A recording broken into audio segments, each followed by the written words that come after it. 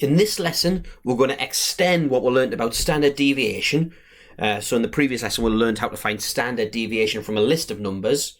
We're going to now do it for a table of grouped data. So let's go at it.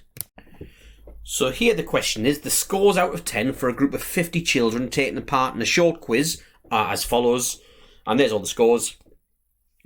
Calculate the mean and standard deviation of the 50 children's scores. Show detailed reasoning, i.e. use a formula, and check your answers using your calculator. Now, to better develop your understanding, what I'm going to do is I'm going to do this, but only using the formula for ungrouped data. So this is group data. I'm going to go back to the formula for ungrouped data and show you how it relates. So there it is there. So the formula for standard deviation for sigma equals is the sum of all the x squared values, divide by how many values there are, take away the mean squared.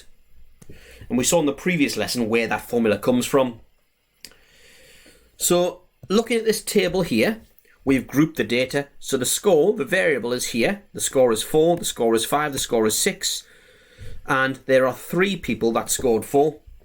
So if we want to write this out as a list, what this one would be 4, 4, 4. There'd be 3 4s. And here there'd be 5 5s. 5, 5, 5, 5, 5. 11 people scored 6. So it would be 6, 6, 6, and so on. So these are just a list in compact form. Now to sum all of these, we do 4 plus 4 plus 4. To sum all of these, we do 5 plus 5 plus 5 plus 5 plus 5. But there's a quicker way of doing that. Actually, we could, to sum these, do 4 times 3. To sum these, we could do 5 times 5. To sum these, we could do 6 times 11. So basically, the best way to get the sum of all the x's is to multiply these numbers together, then add them together. So let's do that. So there's a copy of the table, and what I'm going to do is multiply these numbers together. So we've got 4 lots of 3, which is 12. Then there's 25, there's 66, 7 times 15, I'm not going to risk getting wrong. 7 times 15 equals 105, 64, 45, and 30. So just to remind what we're doing, here there are 3 people that scored 4, so the total of their scores is 12. There's 5 people that scored 5, so the total of their scores is 25. There are 11 people that scored 6, so the total of all their scores is 66. And what I'm going to do, I'm going to label this row x times f times the frequency. And if we add these all up here, then we get the sum of all the x's. So you pause it and add them up. And that gives us 347. And I'm going to label this final column sigma for sum. So we also know, by the way, that there's 50 children taking part, so I don't need to add these numbers together. I know that the sum of that row is 50. Now what we need is the sum of all the x squareds. So basically, if we were to square x, like we did in the previous lesson, we'd end up with 16 in that column. 16, 16. We'd end up with 25, 25, 25, 25, 25 there. There'll be 5 squareds, and so on. So we can do exactly the same thing here to find the sum of all the x squareds. We can take a shortcut rather than writing the list out in full by just doing x squared times the frequency. So 4 squared times 3, so 16 times 3, which is 48. Here, 5 squared times 5, so 25 times 5, which is 125, and so on. So pause it again, work out the x squared times the frequency values, and find the total at the end. And there it is there. So basically what we've done, we found the sum of all the frequencies, which is n. We found the sum of all the frequencies times the x values, which is basically, if we were to have listed all the data out, the sum of all the x's. And here, if we were to have listed all the data out, that would be the sum of all the x squareds. So we've got everything we need now to plug into this formula. So the sum of all the x squareds over n, take away the mean squared. Well, we haven't quite calculated the mean yet, so let's do that. X bar equals the sum of all the x's, 347, divided by how many things there are, which is 50. So 347 divided by 50, which is equal to 6.94 is the mean. And now we're ready to plug it into the standard deviation formula. So sigma equals the square root of, so sum of all the x squareds, 2521, divided by how many things there are, take away the mean squared, and that'll give us, so let's pop that in the calculator, so the square root of 2521 over 50, take away 6.94 squared, which is equal to 1.502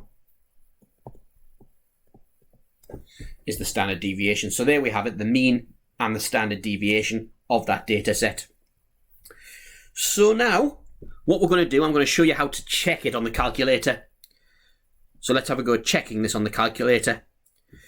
So, if we go into menu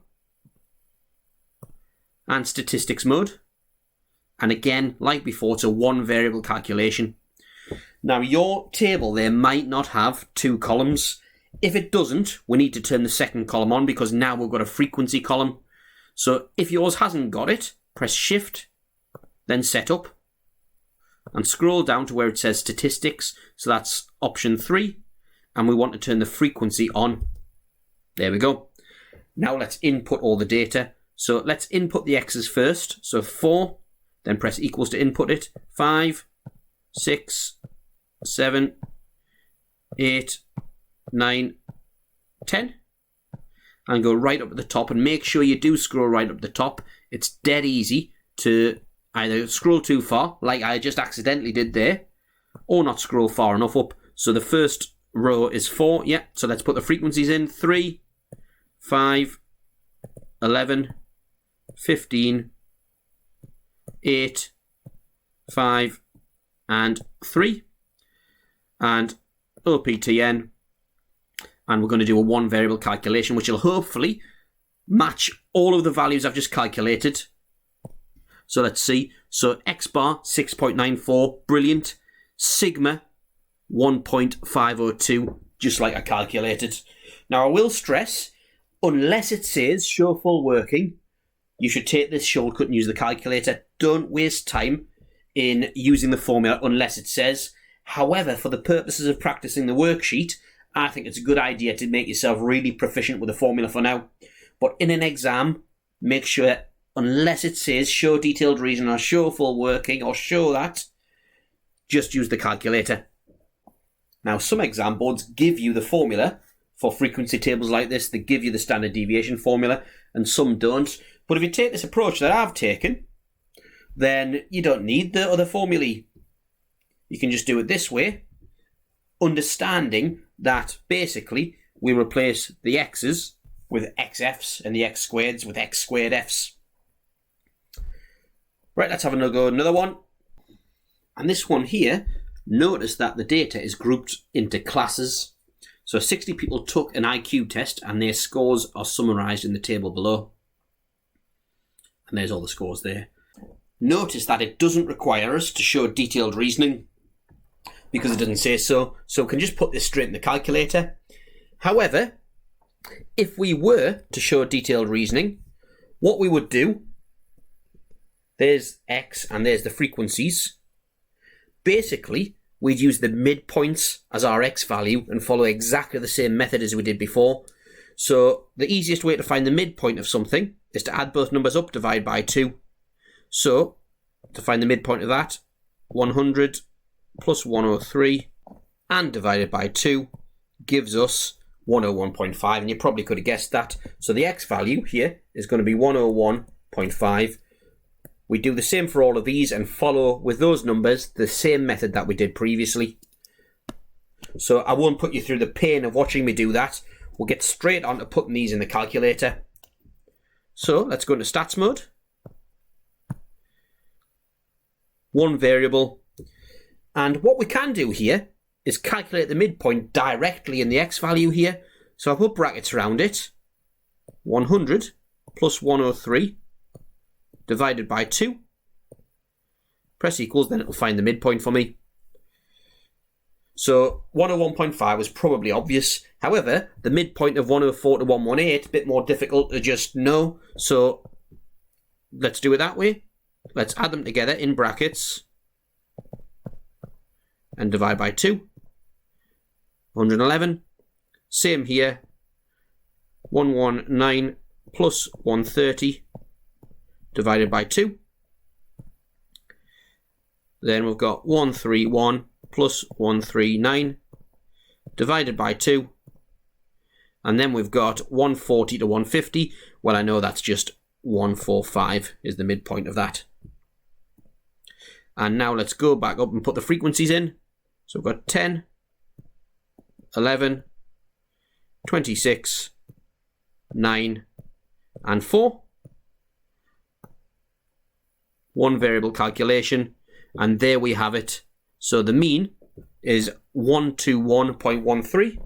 So x bar equals 121.13, and the standard deviation of x, also known as just sigma, is 12.442. 12.442. And there we have it, the mean and standard deviation. Now, questions like we saw in the last lesson could ask you to compare two data sets, but if you want help with how to compare two data sets, have a look back at the last lesson that we did, and we'll go through that in depth there.